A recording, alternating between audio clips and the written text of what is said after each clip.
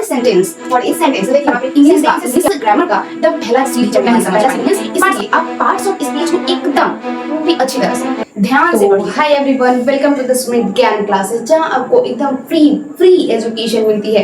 तो चलिए हम अपने इंग्लिश ग्रामर के बारे में बात कर लेते हैं। इंग्लिश ग्रामर में मैंने आपको क्या क्या पढ़ा दिया है। इंग्लिश ग्रामर में मैंने आपको लेटर्स पढ़ा दिया, vowel, consonant, semi vowel and words के बारे में पढ़ा दिया है। तो एकदम जीरो लेवल से मैं आपको इंग्लिश ग्रामर पढ़ाने वाली हूँ।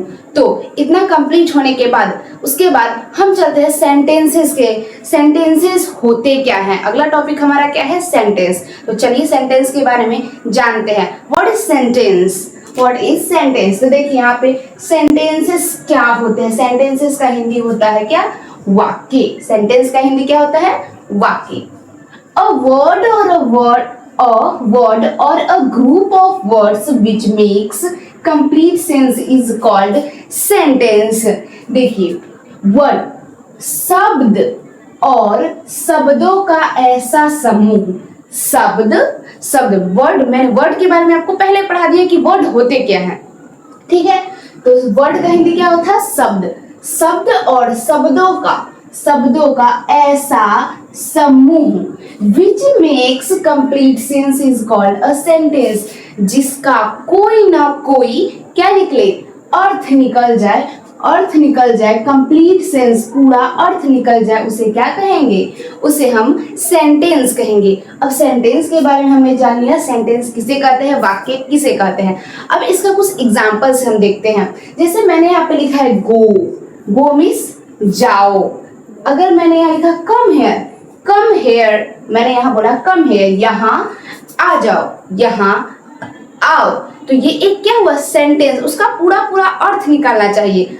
और अगर मैंने यहाँ पे लिखा आई ईट अ मैंगो, मैं आम खाता हूँ, मैं क्या खाता हूँ? आम खाता हूँ, तो इसका एक अर्थ निकल रहा है भाई। अर्थ अगर निकल जाए तो उसे हम सेंटेंस कहेंगे। अब इसका कोई अर्थ ही नहीं निकले तो उसे हम सेंटेंस कहेंगे? बिल्कुल नहीं कहेंगे। चलिए एक और यहाँ पे एग्जांपल आपको मैं दे देती हूँ। What is your name? What is your name? Complete करके इसको आपको देना है। अगर मैं यहाँ पे ABCD दूं तो ठीक है। What is your name? यहाँ पे मैंने एक एग्जांपल लिया है, व्हाट इज योर नेम।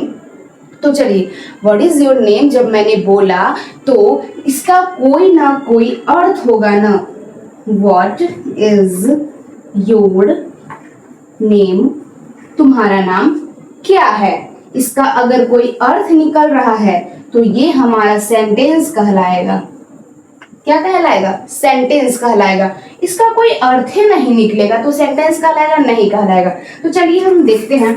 अगर यहाँ पे मैंने लिख दिया ईट आई मैंगो,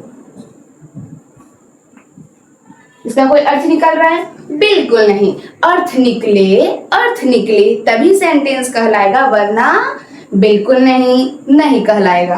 तो ये हमारा सेंटेंस गलत हो जाएगी, ये सेंटेंस नहीं कहलाएगा। तो आपको सेंटेंसेस के बारे में पता चल गया होगा कि सेंटेंस होते क्या हैं। तो चलिए मैं आपको कुछ CW देती हूँ, उसे कंप्लीट कीजिए। 5-6 दे देती हूँ, उसके बाद आप घर से होमवर्क कंप्लीट करके स्क्रीनशॉट भेजिएगा। तो चलिए हम इसको देखते हैं। अगला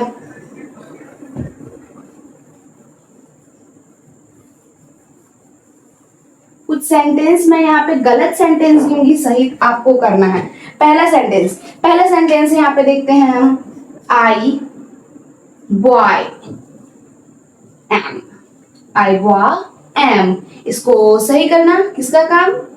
मेरा भी है और आपका भी है। तो आप भी कीजिए, हम भी करते हैं। इसका क्या? ये एक क्या है? गलत सेंटेंस है। ये एक गलत सेंटेंस है। इसका सही क्या बनेगा? सही बनेगा आई एम अ बॉय। चलो अब दूसरा एग्जांपल, अब दूसरा ले लेते हैं। जैसे कि यहाँ पे मैंने ले लिया यू गर्ल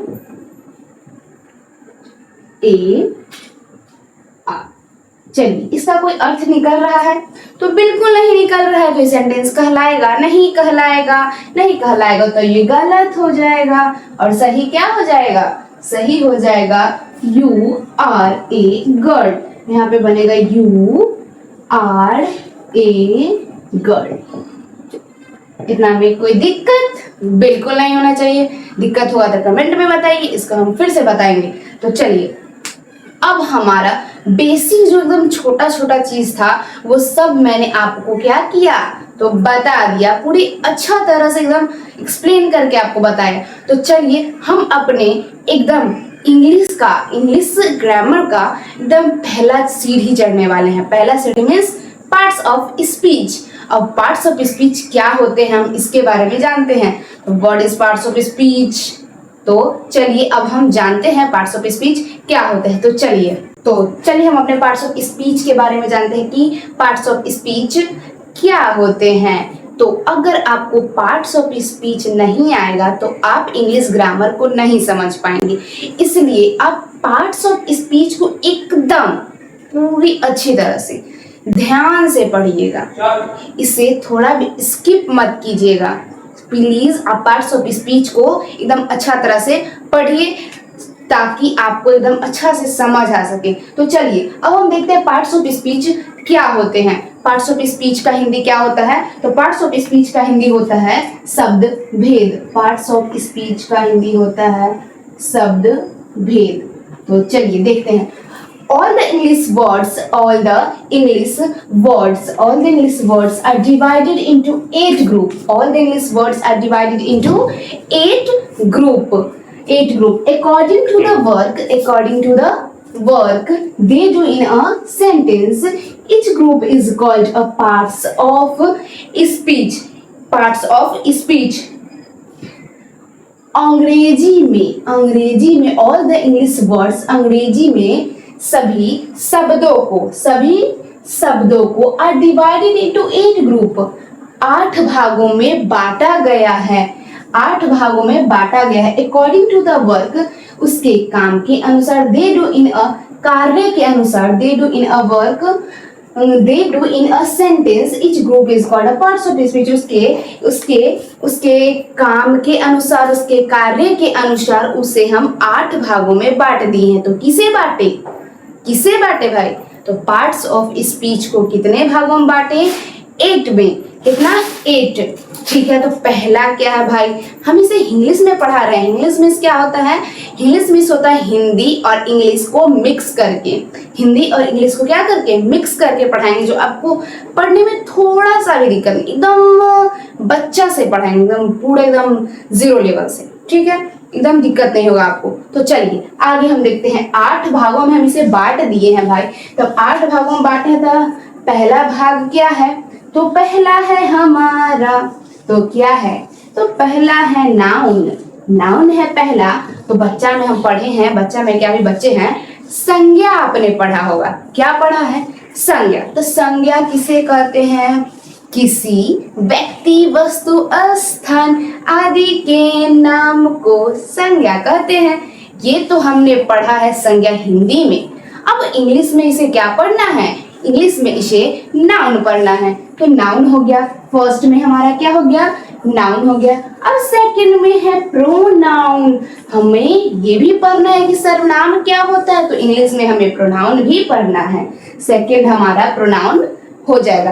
अब हम एक एक करके 8 के बारे में आपको क्या करेंगे, पढ़ाएंगे। अगर कोई भी दिक्कत हुआ तो आप कमेंट में जरूर बताइएगा। ठीक है, अब है तीसरा नंबर, क्या है भाई जी, तीसरा नंबर है एडजेक्टिव। अब एडजेक्टिव को हिंदी में यहाँ पर मैंने आपकी सुविधा के लिए इंग्लिश और हिंदी दोनों लिख दिया है। अब है एडजेक्टिव का हिंदी क्या है, तो एडजेक्टिव का हिंदी है विशेषण। अब है वर्ब, क्या है, वर्ब है भाई। वर्ब का हिंदी है क्या, क्रिया। 4 को हमने पढ़ा, वर्ब है 4 नंबर में क्या, क्रिया। उसके बाद है एडवर्ब। एडवर्ब का हिंदी क्या है जी, एडवर्ब का हिंदी है क्रिया विशेषण। अब है प्रेपोजिशन। थोड़ा सबसे ज्यादा दिमाग इसमें लगाइएगा, एकदम ध्यान से देखिएगा जब हम इसको पढ़ाएंगे तब। अब देखिए प्रेपोजिशन है, 6 नंबर में हमारा प्रेपोजिशन है। अब प्रेपोजिशन है तो प्रेपोजिशन का हिंदी भी होना चाहिए भाई। तो संबंध बोधक अव्यय, संबंध बोधक अव्यय। अब है कंजंक्शन, कंजंक्शन, कंजंक्शन का क्या होगा? तो समुच्चय वादक, समुच्चय बोधक। क्या बोल रही हैं? समुच्चय बोधक, यस, समुच्चय बोधक अव्यय। अब है 8 नंबर में, क्या है? द इंटरजेक्शन, विषम्यादि बोधक अव्यय, विषम्यादि बोधक अव्यय। अब हमने जाना, क्या जाना पार्ट्स ऑफ स्पीच में? पार्ट्स ऑफ स्पीच में उसके क्या जाना? पार्ट्स ऑफ स्पीच में अंग्रेजी के सभी शब्दों को, अंग्रेजी के सभी शब्दों को कार्य एवं प्रयोग के आधार पर हमने उसे 8 भागों में बांटा। 8 भागों में बांटा। कितना? 8 भागों में, 5, 3, 8। 8 भागों में बांटा तो 8 भागों में बांटा तो 8 भागों में बांटा दो। कौन कौन है भाई? 8 भाग होना चाहिए ना। तो होना चाहिए तो पहला क्या था? पहला था हमारा नाउन, दूसरा क्या था? प्रोनाउन, तीसरा क्या था? नाउन हो गया, प्रोनाउन हो गया, एडजेक्टिव होगा, उसके बाद वर्ब होगा, वर्ब है तो भाई एडवर्ब भी होगा, उसके बाद प्रेपोजिशन होगा, कंजंक्शन होगा, इंटरजेक्शन होगा, 5, 3, 8 कंप्लीट। अब हम 8 के बारे में जानते हैं कि ये क्या क्या होते हैं। अब हम पहला क्या पढ़ेंगे? तो पहला हम नाउन के बारे में जान जाते हैं कि नाउन क्या होते हैं जी। अब नाउन के बारे में जानते हैं।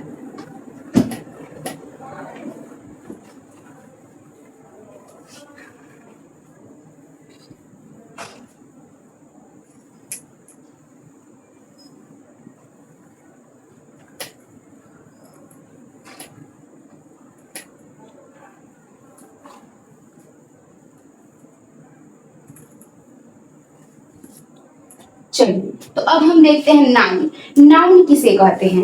नाउन किसे कहते हैं? तो एकदम इजी डिफिनीशन होता है इसका, एकदम इजी। जिसको आप अभी पढ़िएगा ना तो बहुत बड़ा भी हो जाइएगा ना। बड़ा क्या, आप कॉलेज भी जाइएगा ना तब पर भी आपको ना ई डिफिनीशन ना भूलने से रहा, एकदम अच्छा से याद होगा, पूरा अच्छा से। देखिए कैसे याद होता है आपको। नाउन के बारे में जानते हैं जी। नाउन का होता है जी, तो नाउन का हिंदी होता है संज्ञा। तो इसका डिफिनीशन होगा, a noun is the name of person, place, person, place, animal और थिंग। पर्सन, प्लेस, एनिमल और थिंग। पर्सन, प्लेस, एनिमल और थिंग। चलिए, अब इसका कुछ एग्जाम्पल होगा जो कि हम अभी आपको बताएंगे। अब नाउन के बारे में तनी जान जाते हैं। A noun is the name of person, place, animal और थिंग। अब किसे कहते हैं इसके बारे में जानते हैं। किसी खास, क्या? किसी खास, खास नहीं, खास नहीं, खास प्रोनाउन में होगा किसी।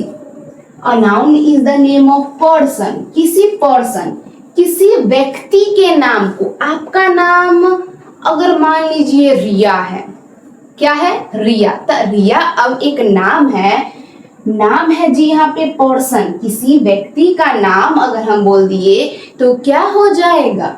तो एक नाउन हो जाएगा। तो यहाँ पे अगर हम बोल दिए गर्ल, बॉय, अगर मैंने बोल दिया, चलिए इतना तो आपको समझा दिए, पहले यहाँ पे आगे देखते हैं। प्लेस, प्लेस मीन्स जगह। आप किस जगह से मेरा वीडियो देख रहे हैं भाई, वो भी तो एक नाउन है, ठीक है।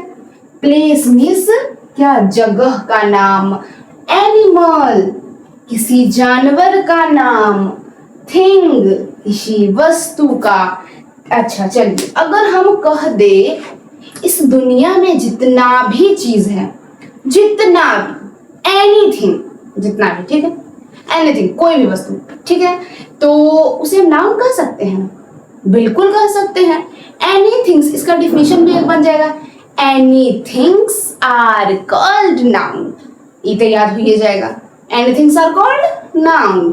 अगर मैं बोल दूं आपके घर में बगल में एक टेबल है, तो टेबल है तो वो भी तो एक नाउन है ना। है कोई वस्तु है जी, थिंग है, तो क्या होगा, नाउन होगा। तो एग्जाम्पल में हम यहाँ पे टेबल लिख देंगे तो गलती हो जाएगा, TABL टेबल।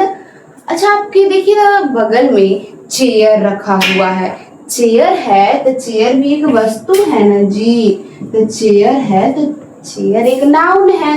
अब हम बोल दिए गर्ल, तो गर्ल क्या हो गई, ये भी एक नाउन हो गई।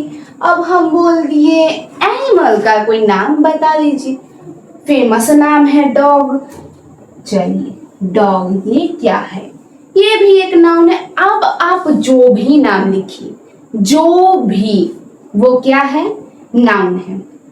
क्लियर, थोड़ा भी दिक्कत नहीं होना चाहिए। तो चलिए हम आपको नाउन के बारे में समझा दिए। अब अगला है हमारा प्रोनाउन, तो चलिए हम अगले वीडियो में इसे कंप्लीट कर देंगे। अगर आपको वीडियो अच्छा लगे तो प्लीज लाइक सब्सक्राइब कीजिए प्लीज। चलिए तो थैंक यू।